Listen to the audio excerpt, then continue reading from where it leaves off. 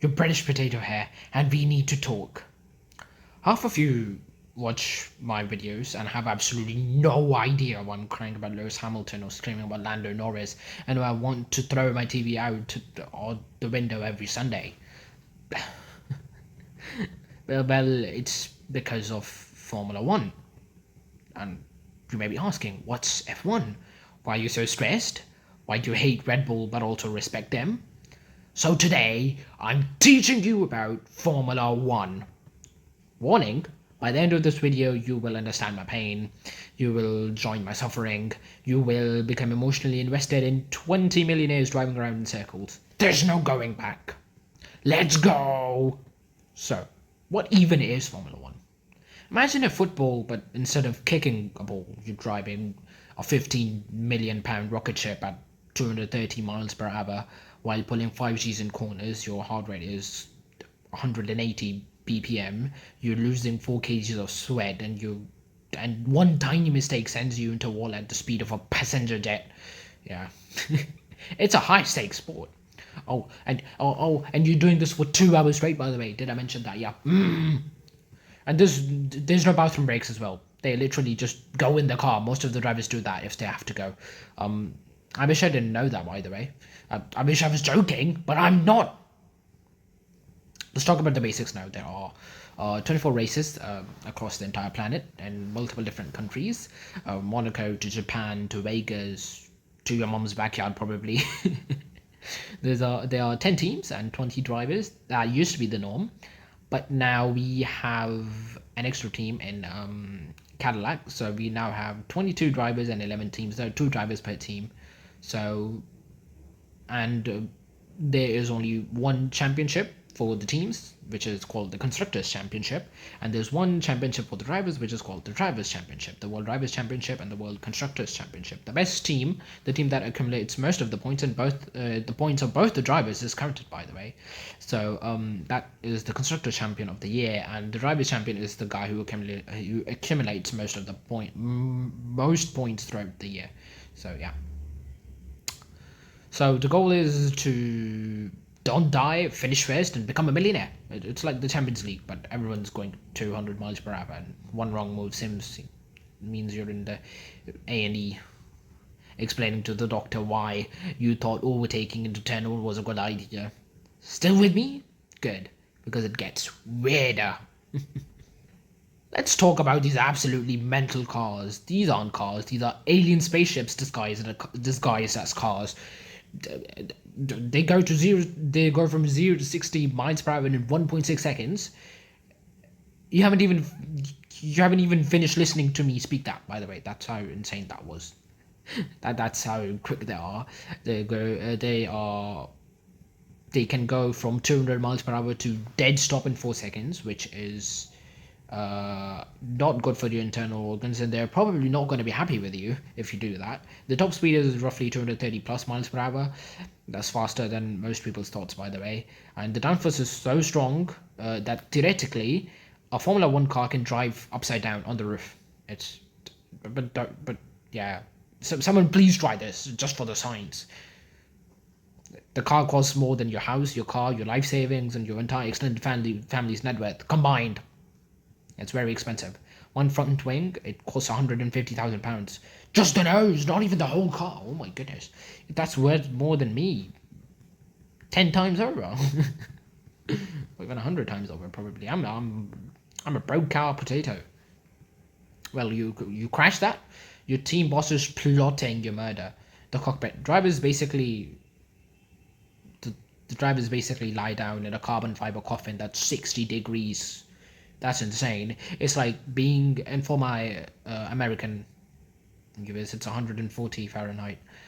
It's like being inside an oven while going 200 miles per hour in traffic. Claustrophobic? Good luck. You're stuck in there for hours. It's insane. And the G-forces, imagine someone dropping an elephant on your chest repeatedly for 2 hours. That's F1. That's an F1 corner. Every single corner. Most of them are a lot more difficult, but yeah. But why, you ask? Because speed, because glory, because we're humans and we're stupid. I'm a potato, but you guys are humans, yeah. So now let's talk about the teams. Who are these lunatics? This is tier 1, the rich kids, Mercedes. They're also known as Silver Arrows. They won 8 championships in a row from 2014 to 2021 constructor championships, by the way. And then we have they made everyone else look like amateurs. Then 2022 happened, and they forgot how to build cars. Lewis Hamilton drove here for like 12 years, won 6 titles, and then left for Ferrari. We are gonna get to that nightmare. Current drivers are George Russell, Lewis's ex-teammate, who kept beating him, and Kimi Antonelli, Italian teenager who crashes a lot, and for the Al Qaeda memes on and the terrorist memes on Mercedes. Ferrari, they're Italian, the prancing. The people like to call it the prancing horse, but I like to call it the prancing disappointment horse. It's the oldest team in F1, by the way, since 1950. They're the most successful team ever. They have 16 constructor titles. They're also the most dramatic team ever because Italian passion equals chaos. The strategic calls are made by Magic 8 Ball, apparently, because they're so horrendous most of the time. Sometimes they do somehow manage to pull off a masterclass. Somehow, I've no clue how they do that, but somehow they do. We are checking equals to we have no idea what we're doing. That's their strategy, by the way. So Lewis Hamilton joined it in 2025 for his childhood dream, and it's been a childhood nightmare, frankly.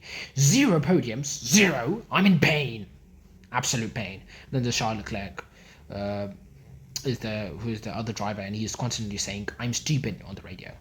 Relatable king, everyone likes that. Then we have Red Bull. They're dubbed the evil empire. They dominated 2022 to 2024 so hard it was boring. Max Verstappen won 4 championships in a row, 90 races in 2023 alone out of the 24. Essentially played F1 in easy mode, while everyone suffered F1 on 0 AI. When 2025 constructors by pure vibe, won the 2023 constructors by pure vibe. I hate them, but also respect. It's complicated. Tier 2, these are the challenges. McLaren, Popeye Supremacy. They won the 2025 Drivers' Championship. Lando Norris, World Champion, also won the Constructors' Champion. Double glory. They've won Constructors' Championship for 2 years in a row. Orange cars go brrrr. Lando Norris, he's British, he's hilarious. Finally World Champion. Oscar Piastri is Australian, calm, rapid, casually finished P3 in Championship in his 3rd season in Formula 1. Most wholesome team that also has a killer instinct. And also, Hawaii rules are horrendous, to say the least. Yeah, they also have Zach Brown. That guy is horrendous, to be honest.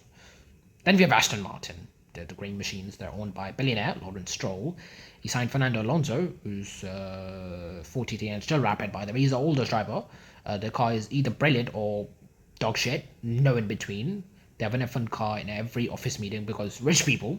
Then we have Alpine, the French chaos factory. They're consistently in shambles. They find the team principles like it's a hobby. Pierre Gasly keeps them alive. Strategy meetings probably conducted in a mime. Yeah. Then we have the tier 3, which is the midfield. It's Williams, but Williams has been really good this season. Williams, Haas, Racing Bulls, Kicksauber, various levels of suffering, occasional brilliance, mostly just vibe and hoping for points. Kicksauber is becoming all Audi in 2026. So we'll see. Sir Lewis Hamilton, he's a 7-time world champion. Some people say that he is an 8-time world champion, but they are delusional, even though I'm a Lewis Hamilton fan, but yeah, because of 2021. But yeah, he is tied with Michael Schumacher for the most world championships in history, which is 7. And but he does have 105 race wins. I think he has 104 poles, and he also has over 200 podiums, which is the most of any driver, by the way, and it's incredible. He left Mercedes after 12 years to join Ferrari for 2025. Ferrari literally gave him a tractor. This guy says an F1 car. He got zero podiums in 2025. Not one at Ferrari, although he did get one sprint win, but I don't know if you guys will count that or not. But yeah, I do though. So He at the final part of 2025, he used to get knocked out of Q1 like he's a fucking rookie. I watched every race hoping like he'll score points. He finishes P12 in some of them, and I cry, and it's repeated weekly. Yep, it's really one of the saddest of sads.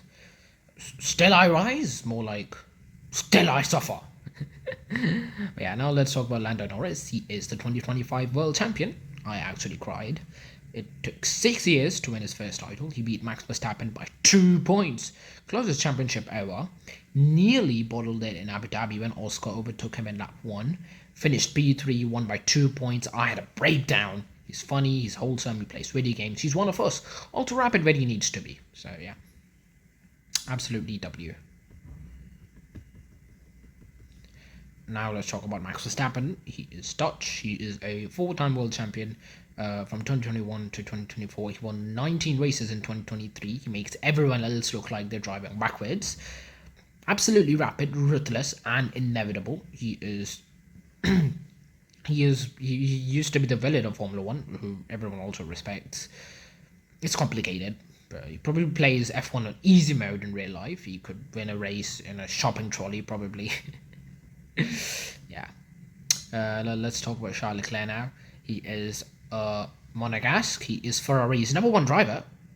Most of the times, he's Lewis's teammate. He's fast, but really unlucky. Like cursed by ancient deity unlucky. I'm stupid. No, Charles, no! Radio messages are iconic. He's a piano player. He is an emotional Italian man-child. Will either win a race or bend it in the wall. Nothing in between. And yeah, he is pretty popular for his good looks and for his pretty pacey race pace, I guess. But what the hell was that? But yeah, let's talk about Oscar Piastri now. He is the calmest man in Formula 1. Nothing phases him. P3 in the championship in his, I think this was the 3rd season. He overtook his teammate Lando on lap 1 of the title decider. He has ice in his veins. He's absolutely calm and cool and collected in every situation. He has an instinct. We're not sure. There are 15 other drivers who range from quite good to how do you have this job? But we don't have the time. I'll make another video later on explaining, like talking about all the drivers and what I like or what I hate about them. For now, we gotta move on. So how racing works. Okay, so let's go. Now we're getting to the actual racing. On Friday we have free practice 3. It's free practice 1. Boring. Skip it. I watch it though. Then Saturday we have free practice 2 and then free practice 3 as well. And then after that we have qualifying, which is most of what matters, and it's pretty much everything on Saturday. This is where the chaos begins. 3 knockout sessions: Q1, Q2, and Q3. The slowest 5 drivers get eliminated each round like it's Squid Game. 1 flying lap, maximum attack, everything on the line. So mess it up, you start at the back, your weekend is over, you know. So like in Q1, the slowest 5 drivers get eliminated, and that's their positions. For example, you put in the 20th fastest lap, so you're 20th, and then 19th, and then 18th, and so on. And then we have Q2, and then the slowest 5 drivers get eliminated, and that is their positions as well on the grid. And then the top 10 is where it actually matters. It's the most exciting part. The top 10 that remain, they shoot it out in Q3, and the guy who finishes first there gets the pole position, which is first, which is really cool. But yeah, it's a massive advantage, by the way. I'll also like to share that Lewis Hamilton hasn't made Q3 in weeks or months, probably. It's so sad. And then we have Sunday, which is the race. You have to. I have personally been suffering for 2 hours for like months now. Lights go out, and then there's chaos. There's immediate carnage. Usually, some crashes in the first lap. It's guaranteed. And then let's talk about the points. P1 gets 25 points. It's big boy points. P2 gets 18 points. P3 gets 15 points. And that finishes off the podium. And then you slowly go down, and then the points decrease slowly. The P4 is 12 points. And then you keep on going down, and then down to P10, which is 1 point. It's basically nothing. P11 to P20, sadness and shame. They don't really get anything. The fastest lap It used to get you 1 point, but since 2025 you don't get that. We have two championships. One's that I explained before. There's one drivers' championship, which is individual glory, and then there's a constructors' championship, which is team prize money, like 100+ million pounds. And then we have pit stops. It takes an average of 2.3 seconds to change 4 tires. Mess it up, 10 seconds stop, your race is done. It's like pit crew doing open heart surgery at 200 miles per hour. Now I'm gonna explain the rules. This is where it gets absolutely mental.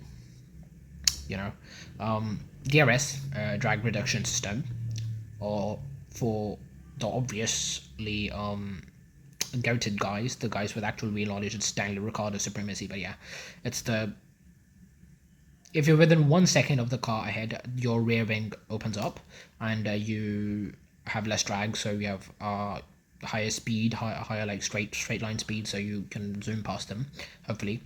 Only works in specific zones because of regulations, otherwise you would crash because you would have no downforce. Basically F1's version of a Mario Kart boost, essentially. And then we have tires. That's the most important thing in a race. There are 5 compounds. Soft, they're the fastest, but they die quickly. And then there are mediums. They are like moderate. They're pretty fast, not as fast as the softs, but they're also like pretty conservative. Like, they don't die that quickly, but not but they die a bit later than the softs. But yeah, and then we have the hards, which are the slowest as compared to the other tires, the dry tires, and but they do degrade the slowest. During race, you must use during a dry race, you must use like a completely like a dry race. You must use 2 different compounds of tires, which is like rules. Rules are rules. Okay. And we also have wet tires, and we also have intermediate tires, which are used for when it rains, essentially. Soft tires are rapid for 10 laps, but then they laps like cheese. Hard tires are slow, but they last 40 laps. Strategy is like gambling with millions of pounds. 1 stop, 2 stop, 3 stop, who knows? Wrong choice, your race is ruined. Right choice, you're a genius. Ferrari strategy, chaos. We are checking equals panic. Track limits is the white line. And it's lava. Like the part of the track after the white line is like lava. You can't touch that. If you touch that, you get 3 warnings, and after that, you get a 5-second time penalty. Yeah. And then again, if you do it again, you get a 10-second penalty, and then so on. British commentators, well, that's a bit harsh. Stuarts, rules are rules. But yeah. Then we have the penalties, which is a way to ruin your weekend. It's a 5-second penalty added at pit stops. And then we have a 10-second penalty. Your race is probably done, and then you drive through the pit lane, which makes you lose roughly 25 seconds, and then you get a grid penalty. Start further back the next race, if just in case you aren't able to serve your penalty during the race, like you crash out or something. And then you get the black flag, which is disqualification. It's also rare, but it's ultimate chain, but it has happened before, I'm pretty sure. And then we have the safety car, or the red flag. The safety car, a big crash. A yellow car comes out. It's not yellow, it's green though, at the Aston Martin. Yeah. Everyone bunches up. All your strategy gone. Chaos reigns. Red flag really. If it's a really bad, it's a really bad crash. The race stops. Everyone goes back to the pits. Tire changes. Strategy changes. Total chaos. Your 30-second lead deleted. This is when I start screaming at my TV. Essentially, that happened in 2021. But that was a safety car though. So why I'm emotionally destroyed weekly, by the way. So let me explain in my suffering. Lewis Hamilton at Ferrari is watching your hero die slowly. Picture this: your childhood hero, 7-time world champion, 105 race wins, the greatest ever, leaves the team he dominated with for his childhood dream team. Okay, Ferrari give him a car that handles like a shopping trolley. But that's the 2025 Ferrari experience. Qualifying, Q1 exit, doesn't even make it to Q2. Race start, P16 behind the rookies. Race pace, P12 at best. He's had better finishes, but yeah, I'm just being dramatic. Podium 0, no one all season. Meanwhile, Charles Leclerc in the same car, getting podiums. Listen to the radio, the car won't turn. Me watching, sobbing, Ferrari, what have you done? But yeah, every single race I have hope. Every single race he finishes P15. Every single race I die a little inside. This is my life now. This is what I chose. Lando Norris Championship. It's a joy mixed with cardiac arrest. Abu Dhabi 2025 title decider. Lando leads by 12 points. Just needs P3 to guarantee his championship. Lights out. Oscar overtakes him in lap 1. His own teammate is the title decider. I'm screaming, Oscar, what are you doing? Lando's now P3. Exactly where he needs to be. But stress, the entire race's anxiety. He crosses the line P3. World champion by 2 points. I cried. Actual tears. Happy tears. Now let's come to why I watch this sport despite the pain. It's the fastest machines on earth. They have incredible driver skill, strategy, mind games, global races, and cool paces. It costs more than some countries' GDP. One team dominates. It's boring. My favorite suffer constantly. I'm emotionally destroyed weekly. I can't stop watching. So send help, please. Now let's talk about some famous circuits. Where do these maniacs race, essentially? Let's talk about that. Monaco, which is in Monaco, who could have thought? The crown jewel. Racing through the Monaco streets, rich people on yachts are watching. So narrow you can't overtake, literally, because the cars are way too big. Qualifying is everything. It looks stunning though. Racing is boring and it's really difficult as well. I'll try to do it on that fun game, but yeah, it's really difficult. Silverstone, my home race. It's proper fast corners, 180 miles per hour through cops. And the Maggots is absolutely terrifying, and then British crowds are absolute wives. Usually there's 100% chance to rain during the British Grand Prix, but yeah. And it's like next there's like One's Up, the Temple of Speed, fastest track on the calendar. It's Ferrari's home and it's passion. The Italian fans have insane energy, by the way. Crashes are guaranteed, and then we have Spa, which is Spa-Francorchamps. It has the Eau Rouge, which is the driver's favorite.